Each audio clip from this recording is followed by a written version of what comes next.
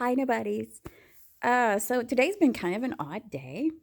Like, I went shopping at Walmart, and for like the first time ever, it seems, I was shopping with a guy, for clothes for him.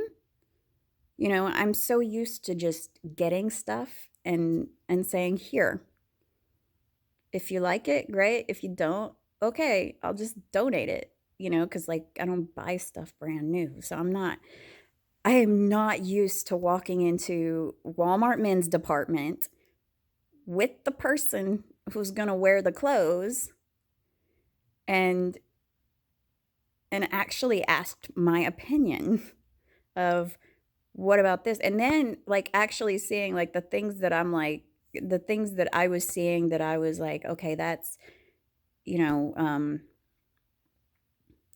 probably not going to go over, because I was like that might be a little bit too much or whatever.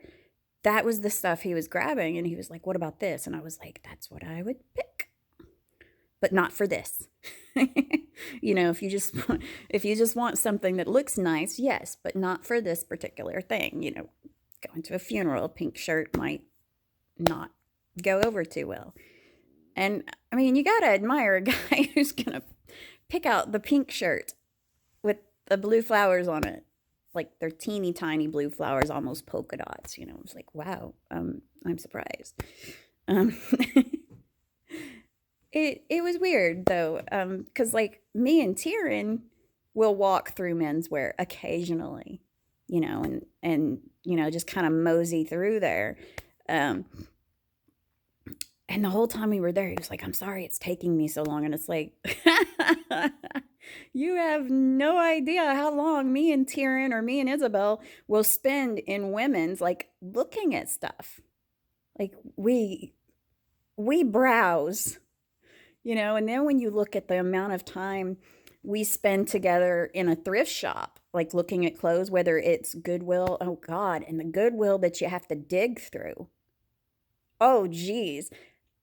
There is a Goodwill in Little Rock that they have like hundreds of bins. They just throw the clothes in the bins. You pay by the pound. Okay?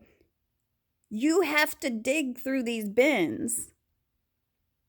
Okay? You could easily spend 4 or 5 hours there because as people go through those bins, more bins come out, bins get condensed. Like you could easily spend quite a few hours there. And I was like, okay, you're not even shopping clearance. You're like looking at the new stuff that's all set out. This is not taking a long time. Taking a long time is when you're like trying to find a deal. So you're hitting the clearance racks and you're going to different stores and you're like looking at like when we go to Goodwill, we're looking at every shirt that is hanging that's the right color. Cuz you go by the color. And what I've noticed up here about Goodwill, the Goodwills I've been in up here, they size things. Like if you want small, medium, large, it's all sized. It's not like the ones in Arkansas. I have yet to be at a Goodwill in Arkansas that has the stuff sized. You're just going through. They've got them color coded, but not by size. So you're basically just going, okay, well this looks cool. Oh, damn, it's a large. Oh, this looks cool. Oh, damn, it's an extra small. You know. So it's really neat up here because they've got, it's not only sized but it's also color coded too. So you just kind of walk through, you're like, well, I don't need to look at the extra large. I'm not extra large anymore. I don't need to look at the extra small because I am not extra small. So I mean, I probably do anyway because I'll look for it for my middle kid, but it's it's really quite neat. But on the other hand, apparently to size the jeans, I haven't really noticed like the prices of the other stuff. I just know that jeans in at Goodwill in Benton and Bryant are $5. Here, they're 6. So apparently it costs me $1 extra per pair of jeans for it to be sized. And that's okay. I'll pay that extra dollar. $6 for a pair of jeans when I don't have to go through and go, ooh, I like this pair. Oh shit, not the right size. I can just go to the sizes that I want to look at. So I'll pay the extra buck per pair. I think that the shirts run like 50 cents more, and it's like, I'll pay it. I mean, it's still so much cheaper than getting the stuff brand new. And if I don't wear it, I did not spend $100 on that pair of jeans. I spent $6 on that pair of jeans. If the shirt ain't right for me, like if it doesn't fit right, I spent less than $5 on it. And if it's too small, I just hand it off to one of my girls. If it's too big, it just goes back to donation. I still, I can go in and spend $50-$60. But if I looked at what all of that stuff costs new, I'm saving so much money. And I know, granted, that's merely a justification of the shopping addiction, saying you're saving money. When in all actuality, I don't need more jeans. I don't need more shirts. I just like them. It makes me happy to shop and find these things that I like. And when I get home and I bring this stuff in, I go through what I already have. And if it's got stains, holes, I'm pretty good about getting rid of the stuff that's got holes in general. It's gone pretty quick.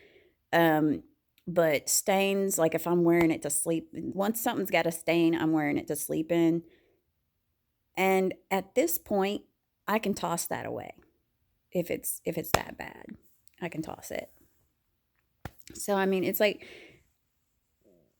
I have this desire to search.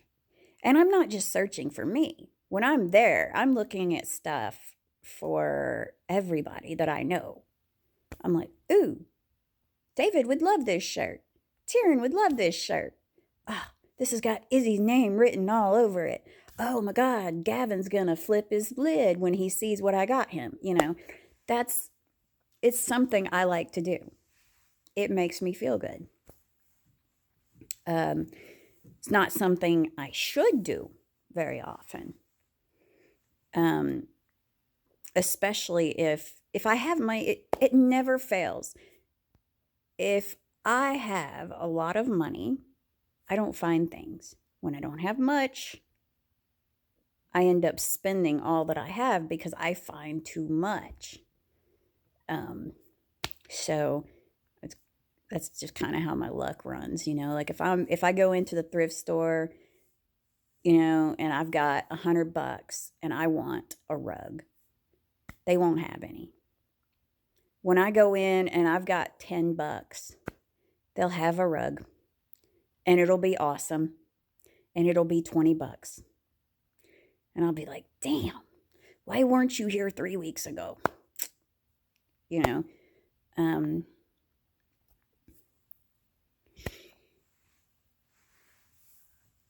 I think, I've always hit the thrift store. It's been part of things. I knew at a young age that if I behaved, I could get one dress at Target or Walmart, because Walmart was a thing when I was real little, but it wasn't a big thing. So you had Target in Southwest Little Rock, and then you had Walmart in Benton. Because I don't even think they had one in Southwest when I was little. It wasn't long before they did. Like they might have had one on Asher. I don't know. I don't recall, but I do know that I went to the Benton one. But I knew that if I was good, I could get one dress, or one doll. But if I went to Goodwill because there weren't a lot of thrift shops to go to when I was little. Occasionally you would get like church rummage sales, which and oh my God, garage sales. I fucking loved garage sales when I was a kid because you seriously did not know what you were gonna find. And that was the thing, things that I probably wouldn't have access to would be at the thrift store. And instead of just getting one dress, I could get two dresses and maybe a toy and a book. And to me, that was almost like Christmas to me, that I would get so much more if I just chose to not have brand spanking new. Uh, Going to school, my dad would uh, allow us $300 at Sears to buy some brand new school outfits. I loved going, but even then, $300 didn't get a whole bunch at Sears. Uh, you're looking at maybe a couple of pairs of pants, a couple of shirts. I probably got underwear, socks, I think a pair of shoes. But all the other times when I would get stuff, the really cool stuff that I got was stuff I would find at resale shops, because that was, the consignment shops. Me and my mom were just almost always going there. I mean, it was fun. You'd find stuff. With my oldest daughter, she did a lot of Spirit Week stuff for school, so thrift shops were it's just great for, if you wanted to dress 70s style, or you wanted to dress like an old lady. It's really neat what you can find. And Halloween, like you can find stuff for Halloween. And of course, in my household, it's like, hey, this dress is half price. This would make a great Halloween dress. Yeah, it's December, But hey, but shit, it was 99 cents. um, the thing is that, so I'm not used to shopping with guys because guys don't go to Goodwill with me. Uh, I think my ex has been a time or two, and to Habitat for Humanity, but most of the time that is a me and Tyrion trip. Uh, Tyrion actually gets mad if I don't take her. Like if I go and I don't say, "Hey, you want to come?" I guess that's a little bit different now. If we want to go do that, she'll have to come get me when I'm in town. I think that she and I are due a Helping Hands and Habitat for Humanity trip, uh, and probably a Sunday Goodwill trip. Uh, in case you don't know, Goodwill on a Sunday, you've got the shit that's been half off all week long is $1. And then you got next week's tags have gone on sale. So that's like the best day to go to Goodwill is on Dollar Day, which is Sundays. So I know that my daughters were doing that today. They sent me pictures of them, some things that they found at Goodwill. And I mean, that's the thing. We always like take pictures. We'll be like, hey, check this out. See what I found, and sometimes it's something incredibly crazy. And sometimes it's something that it's like, hey, do you want me to get this for you? Do you want these? Because with my middle kid, she is very, very particular about stuff. With my oldest, it's kind of like, hey, I saw these boots. I know you've got brown boots, but these are epic. Do you want me to get them for you? That's how it is. Or do you need this color? Like sometimes you'll come across some odd color and you're like, these are cool. Do you want these? Or these I don't know how to say it, empadrilla, the little things with there are things that we see. And most of the time what her and Isabel send me is stuff that they find that they think is just out of this world, like underwear with a beard on it, And I will buy shit like that just to take home and show everybody. It's kind of like, like gag stuff. I'll take it home and go, not only do these exist, somebody made, like sometimes you wonder about stuff. You're like, what the fuck? These are not only in existence, but they're well worn. That's goofy as fuck. It's a pair of underwear. Who are you showing those to? Anyway, today's been a good day. I'm not gonna lie, it's been a good day. I see it staying that way. I mean, there have been some things discussed that make me feel a little hopeful about certain things. I feel like there's a bit of an understanding being formed here. Only time will tell on that, though. I mean, I'm used to thinking that there's an understanding between somebody and then that person flipping the script and being like, no, things aren't cool. And it's like, but they were cool 5 minutes ago. Nothing has changed. I've had that happen in my life before. My mom did that to me. My ex did that to me at the end. It's like, okay, you're cool 1 minute, you're not cool the next. So I can say that, like, right this second, it looks promising that an understanding is developing. And hopefully that'll keep. Because I really hate it when people flip it on me. That they're like, I was cool 5 minutes ago, nothing's changed, but I'm not cool anymore. It's like, no. So, anyway, I hope you're having a good day. If you're not, as I always say, every moment is an opportunity to turn things around. You can think on things. Oh, that reminds me. Going off topic now. But here's the thing. Be careful with, if you decide you're going to change your life, like you say, I'm going, because I always say, like, reframe your thought if it's negative. Okay.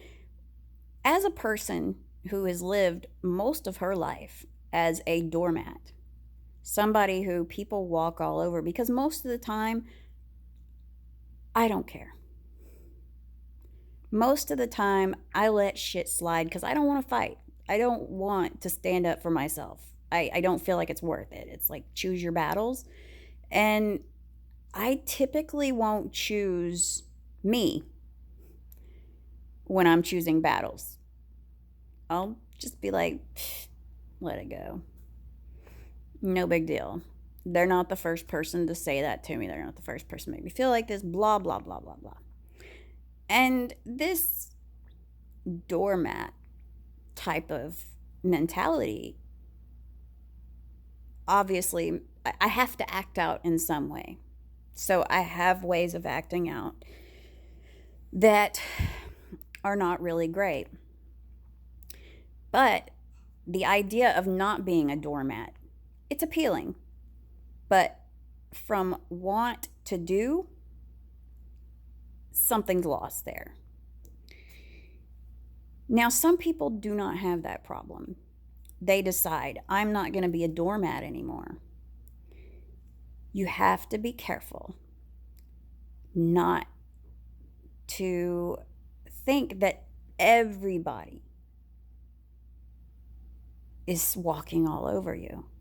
That like anytime they do something, they're trying to get one over on me. They think that shit will slide.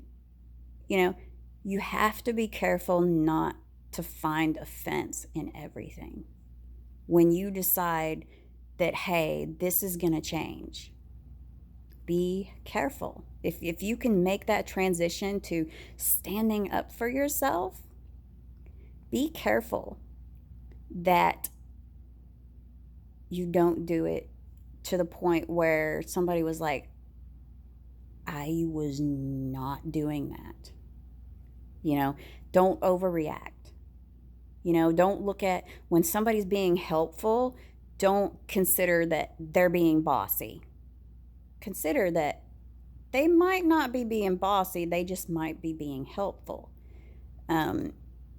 Because people have a tendency to go from one extreme to another. So if you're going to stop being a doormat, don't get to the point where you feel like everybody's going to do that to you, because not everybody is going to come at you with disrespect. Some people are very aware of not wanting to offend people and not wanting to come off as bossy or disrespectful. Some people do not want to walk all over you. I do not want somebody to feel like I walk all over them. I know what it's like to be taken advantage of. I know what it's like to have people use my good nature as, and not even apologize, because they're like, oh, she doesn't need an apology. Like they don't even consider that I don't need an apology. They don't think about, because I don't blow up at them. Not every, there has to be a balance between I'm not going to take that shit, and maybe they don't mean it the way I think they mean it. Perhaps I should ask what they mean. Don't just automatically assume that everybody's going to walk all over you, because there are some of us in this world who really don't, we're so cautious. Like, I do not like to step on any toes at all. I am very much like, if I step out of line and somebody calls me out on it, I'm sitting there going, oh, no, I did not mean it like that. Please don't think I meant it like that. I wasn't telling you what to do. I wasn't doing this. I wasn't doing, like, I literally will apologize myself to death when somebody thinks that I'm trying to walk all over them or control them, or that I've done something offensive, because I'm like, oh no, because in my past, those things got me grounded, got my ass whooped, got me talked down to. Those missteps were a big deal. So even today, those missteps are a big deal. So if you've gone to this point of, I am not a doormat, I am not your punching bag, you will not talk to me in such a way as this or that, everything that they say, you really need to, the second that you think they're walking on me, that is a moment where you can go two different ways. You can go negative and say, they are totally walking over me. They think I'm a chump. They think I am not the one. I am not the one. You can go that way. That's kind of negative. But sometimes, if you've decided you're standing up for yourself, sometimes you have to do that. But you can also look at it. You can reframe that into a positive and just say, maybe I'm overreacting. Maybe instead of letting this push my bitch switch, I'll say, what do you mean by that? What are you saying? Maybe I'm going to stand up for myself in such a way that I'm asking them to clarify how they're coming at me. And there's nothing wrong with that. I mean, some of us have to be, we say things wrong. And if it comes out wrong, I would much rather somebody say, "Did you just call me a bitch?" In your passive aggressive sort of way. I would much rather they immediately hit me with that, like, "Did you just call me a bitch?" than them thinking it and just going off on me. And if you said that to them, like, "Hey, what do you mean by that?" and they clarify it, then you're not in a negative headspace because they've just apologized. They've just told you exactly what they meant in a way that come off better, and you didn't have to get pissed about it. You didn't have to have a negative interaction with that person, because when you call somebody out on that tone or the particular phrase, they feel bad. They're like, "Oh no, I didn't mean it like that." They're not thinking, "She just flipped the bitch switch on me. I'm so sick of this shit." Normally. Now, if you're somebody who does it all the time, it's time to assess where your mind goes all the time. I mean, if you don't need to be that defensive. And like I said, there are some people you come across, they are very defensive, and it's exhausting to constantly have to tell them, "I did not mean any offense. I never." Me. This is me. Me. I can hate you and still say hi to you. Never say, "I hate you." I can hate you, and I am going to be nice to you. So if I'm sitting here laughing with you, having a conversation with you, and you've told me something, why would I purposefully offend you? Why would I do that? Think about it. You can think however you want about everybody else, but remember, when you're talking to me, the last thing I want to do is flip someone's bitch switch. That is the last thing I want to do. They can remember that about me. I'll be happy. Now, you have to recognize that there are people in your life who that's the last thing they want to do is flip your bitch switch. So I'm going to go now. I'm having a good day. I hope you're having a good day.